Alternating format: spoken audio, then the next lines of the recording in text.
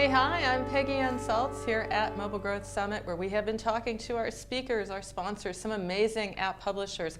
Great show all around. And I'm excited to have Michael Melia. He is head of influencer marketing at Dashlane. First of all, Michael, great to have you here. Dashlane, you know, it is like I've outsourced my mind, actually, to Dashlane. My brain is there. So you don't need to tell me about Dashlane, but tell our viewers a little bit about it. So Dashlane, as you well know, is it's a one-stop shop for your digital identity protection. And it goes beyond just being a password manager. It goes beyond just being sort of a simple tool for your online identity, because it touches every part of your online existence and keeps you safe. Dashlane does all the things that you don't want to do, like helping you create really strong passwords, helping make sure that you don't reuse passwords everywhere, and automatically telling you alerts when one website you belong to or have an account with is breached, and tells you, for example, all the other websites where you use the same password, because I'm sure that you will still have the same password for different websites. And it's really cool. I mean, we've made a lot of leaps and strides this year in terms of our product development, and in terms of where we're kind of going with it, and influencer has played a really interesting part in that story. That's interesting, because I mean, before I was watching Dashlane, I've done some interviews with them before, and it was about, this is how we're growing our app, this is how we're growing our user acquisition, and it was all very much about, which platform, and, so it was very much performance marketing, and of course you've got word of mouth, like unbelievable. So, organic, some paid, and now influencer marketing. Is that something new at Dashlane? That is something new. So it's something that we tried and tested the waters with maybe about 1.5 years or 2 years ago. And we had some experimentation with it, but we didn't really know the best practices. And also, especially back then, there wasn't a lot of data in terms of how to turn influencer marketing into performance marketing. And a lot of the talk about it then was it's very much for brand awareness, for getting your brand in front of people, getting in front of eyeballs. And now, we took our own approach to influencer marketing that we apply on other paid channels, and we've turned it into something which is much more performance based than it has been before. Well, that's amazing, because a lot of people are still looking for that. How do I take the influencer marketing reach and know, has it been converting? Is it incremental? Is it real? So you've really worked on that formula. Is that something you think that you've come to a point where you can say, if I spend this on influencer marketing, I'm pretty close, I'm going to see this in a conversion? We've got a secret sauce. Okay. I want to ask you about it. You won't tell me. You won't tell me about it, Michael. But we've great. Yeah. No, the industry is waiting. It takes a lot of trial and error. It takes a lot of experimentation. But thankfully, Dashlane is a culture of experimentation with paid marketing in general, and I think that to get that kind of performance success for any other utility app or any other software tool, you really do need to have that experimentation mindset when it comes to influencer marketing. It's very much like evaluating what's going to work and what's not going to work, and you don't have all the answers. So you won't know immediately what's going to be the big hit, and it's part of just building a balanced portfolio and making sure that things tick along smoothly, and then you'll find your answers. I mean, I'm going to ask you, you don't necessarily have to answer it, but when you're thinking about this, now that you have a formula, don't tell me the formula, that's not the point, but to understand, what is the conversion or what is the uplift that you can imagine a ballpark. So when people say, why invest in influencer marketing, you have a formula, you put some numbers to that. Could you give me a range of like what the payoff is, what the uplift, why it's worth the effort? Well, here's what I can say is that influencer has become a sustainable paid marketing channel for Dashlane, thinking about just attributed accounts, which has been great. And today at our panel, we had a really interesting discussion about attribution and trying to measure your performance with influencer marketing, which is always very nebulous concept, becoming better, but still very nebulous in general. And we work very much on those attributed accounts, and everything else that we get from that is icing on the cake. The brand awareness, the exposure everywhere, and you know, we managed to make it work as a paid channel, like anything else, and then on top of that, we find success with all the sort of evergreen effect of having your videos on YouTube forever, which is really cool. So a little bit of that like K-factor nebulae is gone, and you have a feel for it through attribution. There's a proper approach that's given that to you. I'm trying to imagine, you know, influencer marketing is always simple if you're thinking about games and esports and cool stuff and fashion and foodie things. That's an easy one.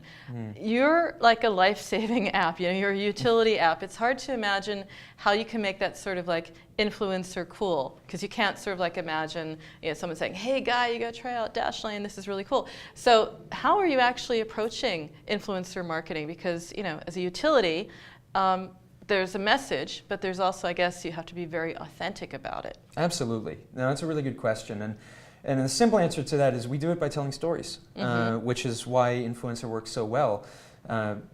Because Dashlane as a utility, it's something that interfaces very strongly with people who use it for their own purposes. And you use it in your own way, no matter who you are, no matter what you're doing with it. Those are the stories that we tell in influencers. So whether you are someone who's traveling all the time and going to different airline lounges, and you need to stay safe and keep all of your flights and hotel bookings and everything together, receipts, your logins, your rewards numbers, all of this. We tell this story with these kind of creators. If you're a gamer and you use lots of different services to log in on your PC, you know, and you want to keep all of those services safe so that there's not a major breach that'll compromise you, like for example Sony, you know, this is the story that we tell through them. And what's so exciting about Dashlane in influencer is that it's something that really applies to everybody in the world. Anyone who uses the internet is someone that can benefit from Dashlane, just because everyone has logins. And you know, everyone has to stay safe with the large number of breaches that have occurred even just in the past couple months, and you know, 1, 2, 3 years. I mean, it's been enormous.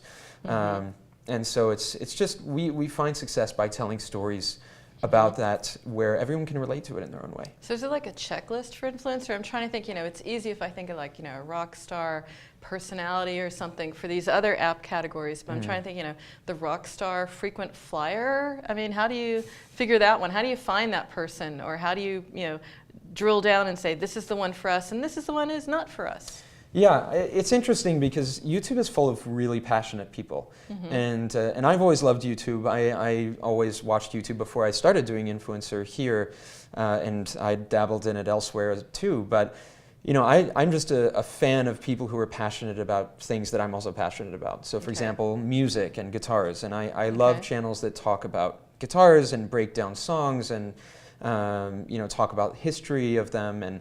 And there are so many people that are passionate on YouTube that it's been great for us to like hook into their stories, because as I mentioned earlier, you know, it's something that really links up to anyone who uses the internet. And so we use the stories of these different passionate people in order to get the value of Dashlane across. I mean, I haven't seen it. Now I want to see it. So what is like the influencer spot for Dashlane with the guitar, you know, passionate person about music? What is it like? I use this because then I can search the internet and find all this cool stuff and mash it together, and I know my passwords. I mean, what was the story? Yeah. So there's actually a video that we're working on that's coming up with a channel of a guy who buys used guitars, and so eBay, Reverb, Craigslist, you know, these are all sources to buy used guitars, but there's always a problem of fraud. There's always a problem of, you know, getting your PayPal hacked or your eBay account hacked, and this can lend to, you know, a lot of problems if you're someone who regularly buys and sells vintage guitars, for example. And so telling that story is a way to protect your livelihood in this passion hobby for this individual influencer, is how that sort of links back into what he talks about, which is always buying and selling.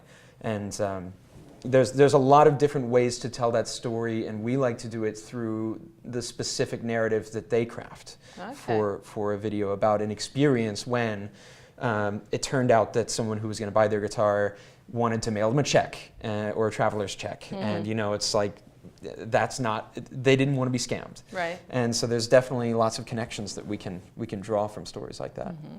So we're going to be seeing more interesting stories from Dashlane. You're in influencer marketing. What's 2019 hold beyond this? What do you want to say, okay, here I am, I'm in charge of this. What would you like to say you have accomplished in 2019 for Dashlane? What is like a goal? Not that we're going to measure you on it later. No. I was just curious what your ambitions are for this year. Well, you know, we have the ambition at Dashlane to really get in front of as many people and get that exposure in front of people who haven't heard about Dashlane or who maybe have heard about it, but you know, haven't fully understood the value that it can deliver. And you know, by really amplifying our reach this year on YouTube and on other platforms, we see that as a great way of just getting out in front of people and you know, telling a really exciting story that people are going to really believe in, especially in a place and in a world where there are more and more hacks every single month and more breaches and things like GDPR, and you know, we see this heightened interest in security, and I think that you know, there's a rising tide in that interest in security that we're seeing match up with these amplification efforts that we're doing on YouTube and that we're doing through other marketing channels. Absolutely, and you said you're getting out more in the world. You absolutely, you know, you came to Mobile Growth Summit. What was the show like for you? Is there a takeaway, something you're going to take back to the office from here? No, the show's great. I had a really good time and met lots of really interesting people. I think it's really a hub for people from all different interests and all different spheres in the mobile space. And influencer is interesting because that's the angle that I came at MGS from, and because it straddles mobile and desktop. But there, you know, I met a lot of interesting people with great ideas for new technologies in influencer, for new applications of older technologies, for rethinking basic fundamentals of what influencer marketing is. And for me, you know, the height of this was in the panel where we discussed with some other leaders in the field what the terrain looks like for 2019 and how that's changing. And I think that having MGS as a discussion point for that is just been amazing. It's been great. Well, great. And thank you for sharing here with Mobile Growth here on our show. Yeah. Great to have you, Michael. Thank you. Really appreciate it. And thank you for tuning in.